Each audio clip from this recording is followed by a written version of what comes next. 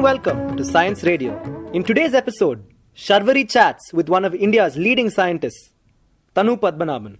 Professor Padmanabhan did his BSc and MSc in physics from Kerala University. Subsequently, he joined Tata Institute of Fundamental Research, TIFR, Mumbai, where he did his PhD. He held various positions at TIFR and has also spent a year at the Institute of Astronomy, Cambridge.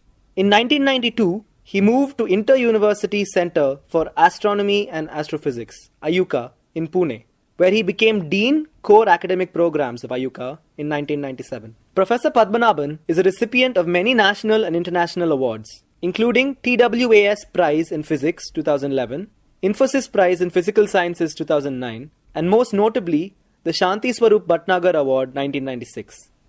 Sharvaree caught up with Professor Padmanabhan in his office at IUCAA.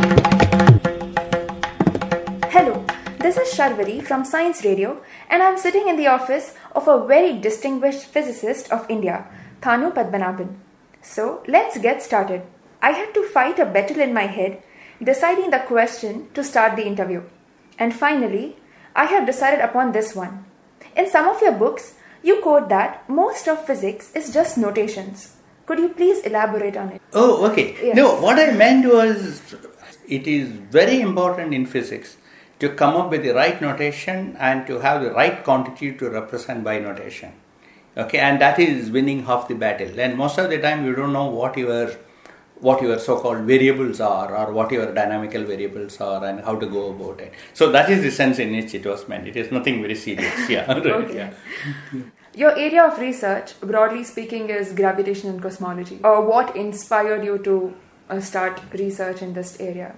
Okay, I was all the time interested in theoretical physics. To begin with, I was interested in pure mathematics. Then at some stage, I found that if I do theoretical physics, I get the best of both worlds. You get to do good mathematics, and you also have sort of your feet on the ground. I mean, it has something to do with the reality. So theoretical physics was my first love. The reason I chose gravitation was actually when I was growing up in the formative stages in BSc. I came across a book called Gravitation by Misner, Thorne and Wheeler. There's a sort of a Bible in this subject.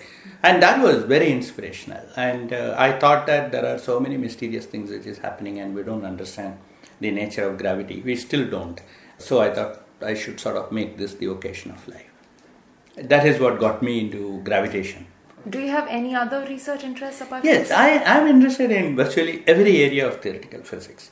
Because at some stage, again, during BSc, MSc, I spent a lot of time reading the 10-volume course called the Course of Theoretical Astrophysics by Lando and Lifshitz. And I had a hard time to decide what all I want to work on. So I like everything in theoretical physics. Anything which has to do with gravity really fascinates me. So most of my research is in areas in which there is something to do with gravity. But I keep sort of acquainted with things like condensed matter, theoretical high energy physics.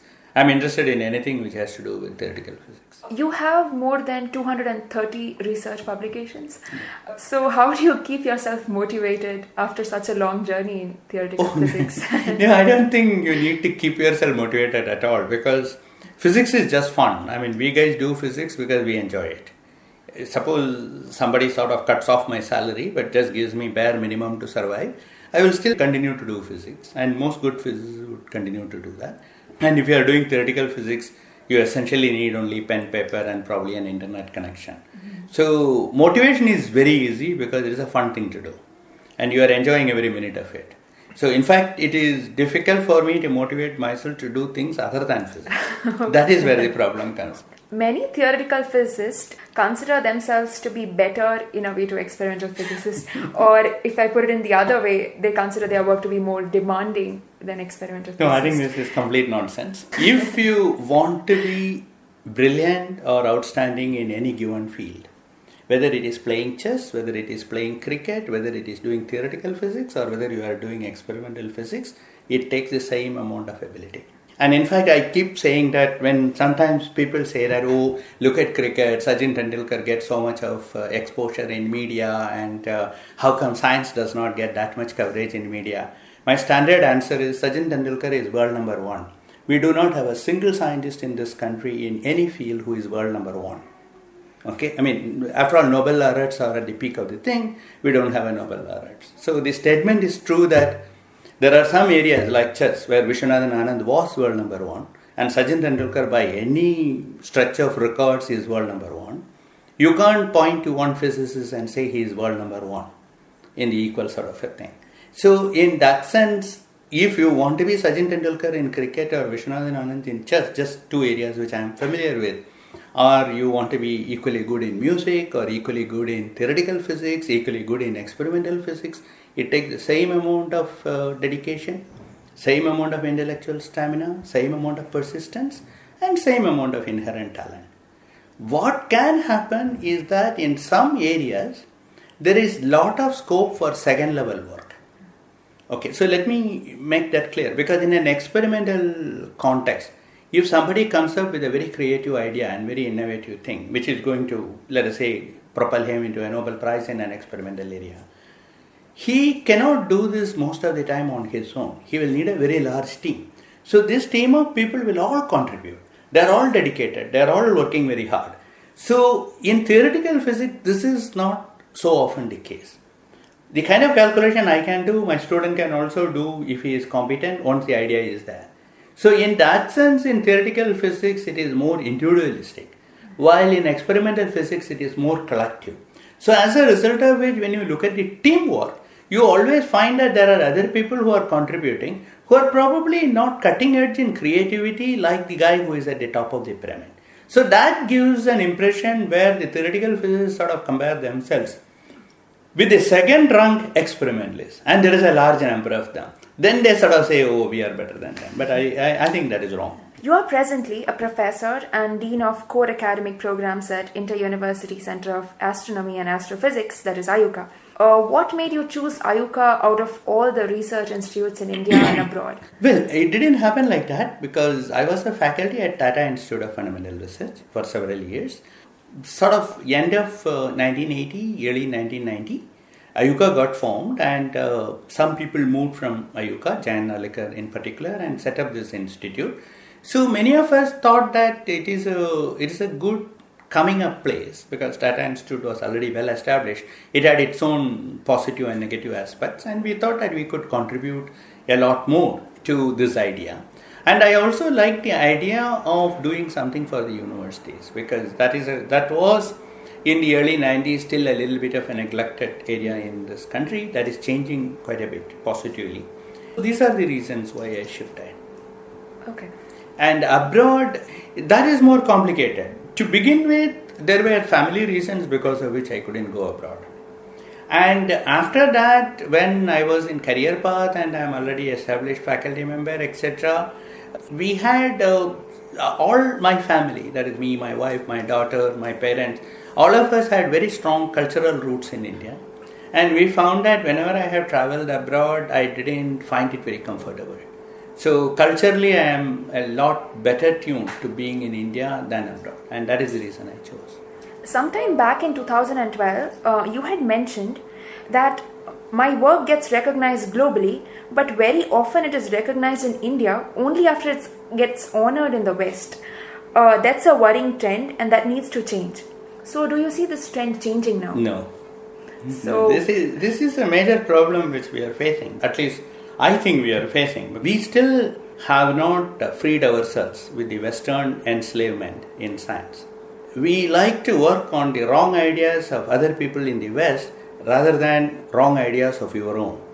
So I had, in fact, in a seminar, when somebody asked a question why I don't do such and such thing, I said that, look, I prefer to work on wrong ideas of mine rather than wrong ideas of others. But if you are working on right or wrong ideas from a very established group in the West, then it is very easy to launch yourself into the next level.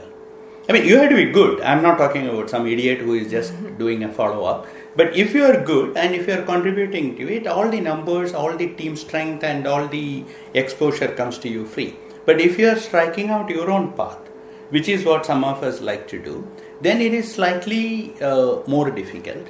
And there it would have been easier if people react to you objectively, by looking at the paper or talking, listening to a seminar or something and judging, rather than trying to ask, okay, how many citations this paper has got or how many these things you have got, etc., etc. For example, I have well over 11,000 citations, and very often people say, oh, you have so many citations and so you must be very good. I find it laughable. Whether I am good or not, he should decide by looking at my paper or talking to me or listening to my seminar, not by counting how many citations I have. So, if you have low citations and you say this, it will look like grapes or so. Since I have sufficiently high citations, I can say that this is not the way Indian science should go forward. What do you think are the steps we should take, or the government of India or institutes like IUCAA should take to change this? No, I don't think government of India should be dragged into it. Government has been very, very receptive to good initiatives or ideas by the scientists, and I will not fault any of the government. I mean, over the last 30 years, government has been very positive about science. So, it is not a government burden. It is scientists as individuals should show some very old-fashioned honesty and integrity. That is what is lacking. I mean, I know people who would come and tell me at some stage that, I was listening to that seminar by this guy, he should have cited you, he didn't cite. So, it was very bad. So, you ask, okay, did you put up your hand and say this? Oh, no, I didn't quite say that, I didn't get a chance, but he should have done it. So, that is exactly what I mean. I mean, there's no dishonesty in the sense that you are cheating or stealing somebody's money, but in my mind, it shows certain lack of integrity. If he thought that guy was doing is right, there is no question. But if he thought what he was doing is wrong, and some Indian science is not being given its due recognition in an international forum, it had happened once in a while that the Indians don't speak up. So that is where I am claiming that we have this Western enslavement tremendously. We do not stand up for Indian science. And we sort of hide it by saying that, science is international, what is all this nonsense about Indian science? I mean, we should all work together for discovering laws of nature, etc., etc. But it never works like that. I mean, it is not at the very highest echelons. It is the national scientific bodies and powerful scientists do push for their country's science, do push for their country's deserving science. It is not that you push something which is not deserving, but very often there are deserving science done by different groups in different places, and if you have to get your due recognition, there has to be certain amount of effort by established scientists, and that is somewhat lacking in India.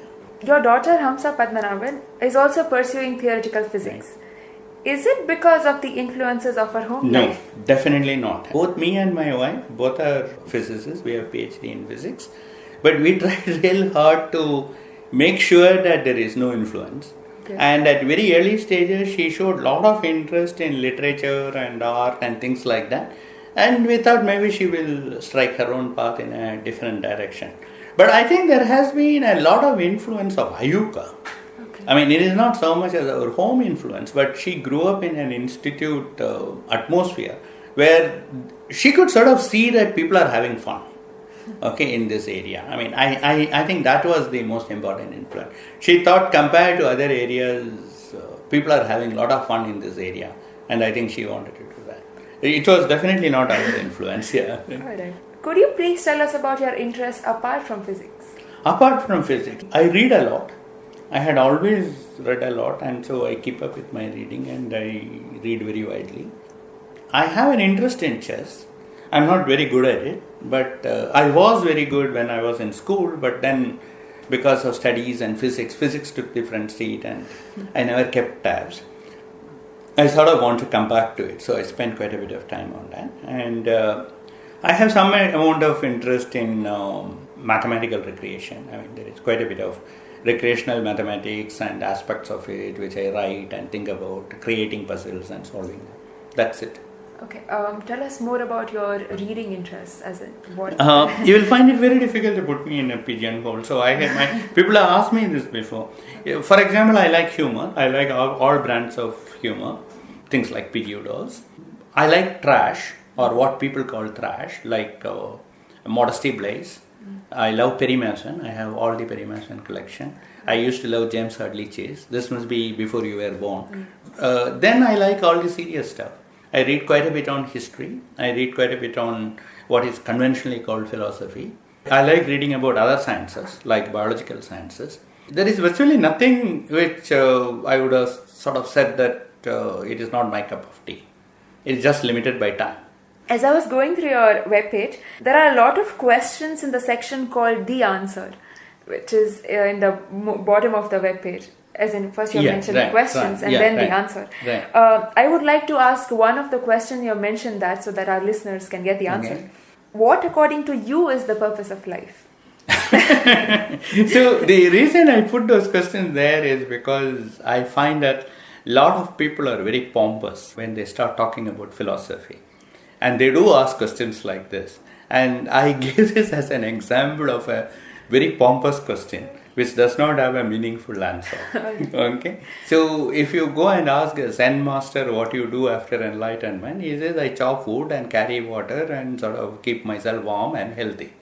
If you ask him what is the purpose of life, he'll probably beat you up. I will not go to that extent of beating somebody up, but I think I put this as a kind of a reaction to people thinking that all these philosophical pursuits, the kind of enlightenment and things like that, are something very pompous and very grave.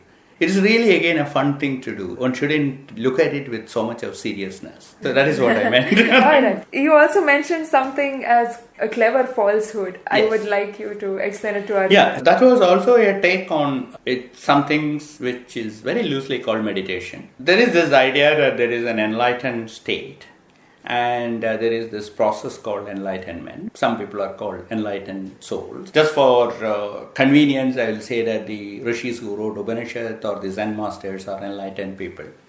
And then there is this procedure that you can train yourself, do various things, and then you can become enlightened. And this is called this process of meditation in various forms. So if you think very carefully about it, there is no cause and effect. You cannot do something and get enlightened. So in fact, you get enlightened when you don't do anything. If you are one of those very active persons and who cannot sit idly, then if you are distracted all the time, then it is probably better to do something like meditation rather than anything else in order to facilitate this enlightenment to happen. So that is why I called it clever falsehood, because the people who have been talking about meditation, serious people, not the people who want to make money out of it. The serious people who were talking about meditation, like the rishis who wrote Upanishads or the Zen masters, know very well that all these so-called training programs are completely useless and you have to just take the leap. But they will still talk about this training program. So it is a falsehood, but it is very clever because it is helpful in some sense, in removing what is hampering you rather than actually adding something positive. I guess you have a lot of interest in Gita. Can you tell us about your favorites in Gita? It is not that I have lots of interest in Gita. I'm sure you have picked both of these from the website. Yes. The way it happened was that there is this article I wrote called The Answer. And in fact, surprisingly, outside of physics, I get large number of emails regarding that. From a wide variety of people. I mean, there was a farmer who has decided to live a life of seclusion in Western Australia in a very self-sufficient way in a hut. He sent me a mail. He has an internet connection. He sent me a mail about this. Then there was a high-ranking official in US close to the senator whose son wrote me a mail. So you see the bracketing of a completely wide variety of people who write this. And a very large number of people who wrote to me from India told me that they consider Gita to be sort of the Bible for them, so to speak, and that they believe that there is a lot of truth in it, but they are a bit confused about what it is trying to say and whether I would like to comment on it. So there were a lot of people who were asking me about this in private and in emails. So I thought that I will write a set of favorites from Gita. So it is very difficult in a 15-minute interview to say what is the sort of favorites from Gita. So you should just go and read that article. But what I essentially tried to do there is that I said that Gita is somewhat like a user's manual. And if you sort of put Gita in your puja room and put a couple of flowers in that, that is as good as taking your latest video recorder's manual and putting it next to puja room and putting flowers on it. You should use it. Okay? So that is the message which I was trying to convey in that article. A lot of institutes like IUCAA are coming up. How is it going to improve the research in India? It certainly is a good step. That there is no question about that, because there was, for a very long time, people felt that if you are just coming out of +2 and you are interested in the theoretical side in any of the pure sciences, then your usual option is, there are some IITs which has theory oriented, like IIT Kanpur was in the heydays, and you can try to get into JEE and get into those IITs, or you had to go to a good university, and good universities was probably 4 or 5 in number. It is improving, but that was the sort of number which people used to think about. So ICERs have definitely made a difference to this. People who wanted to pursue pure science and they wanted an avenue after +2, I would have thought that ICERs along with the IAS is starting the undergrad program. And there are other institutes which are starting undergrad program. And I think that is a very positive step. There is no question about that. But eventually how it will improve research, I am not sure, because I believe that to some extent if you don't take the universities in your stride, you are always going to have a viscous track, because suppose ICER is going to get large number of people interested in these theoretical areas, where are they going to find jobs? Eventually it will be in the university sector, and we have to ensure that the university sector also has the kind of facilities, maybe not at par with the top institute, but at least at a level where people can comfortably carry out research. If you don't do that, you cannot hope for a research atmosphere in this country to change tremendously. I strongly believe that we need to bring up at least 20-30 universities in a country of this size at a top-notch level. And I'm sure that will happen, but that is my only concern when you ask whether ICERs will improve research. We are not talking about research carried out in ICERs, but that is just like research carried out in a research institute. Yes. That will be top quality because they will hire top quality faculty. They would be doing top quality research wherever they are. What we are talking about is the next generation of researchers. And these people, when it get trained over some 10 years, 15 years, etc., they are going to go back to the universities, because that is the largest employment pool which we have. And there, I think conditions have to improve. I'm sure a lot of our listeners are aspiring theoretical physics students. What message would you like to give them? Since I don't like to be pompous, I don't like to give messages. So all that I would say is that, and I had always found it very funny when people give messages, so I don't want to fall into that trap. But what I would say is that unless you find what you are doing enjoyable and fun, please don't do it. Taking up theoretical physics as a career option, or taking up theoretical physics because you think you will get Nobel Prize and Nobel Prize will get you fame and glory, is a very wrong way to go about it. Unless you actually enjoy the process, you enjoy the process of discovering things for yourself, whether it is a result known for 200 years or whether it is a new result. If you enjoy that process, if you think of the nature as a huge brain teaser and you want to solve it, then by all means you should pursue theoretical physics, because that is very good, because then you wouldn't worry about anything else. It was very nice interviewing, sir. I'm sure a lot of ICER students have questions for you, but I think we would like to cover it for the next interview we take. That would be fine. Okay. Thank you so much for your time.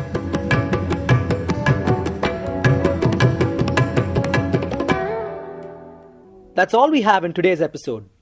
Do write to us with your comments and feedback. Our email ID is radioiserpune@gmail.com. That is radio, IISER, Pune @gmail.com. You can also follow our YouTube channel, Radio IISER Pune.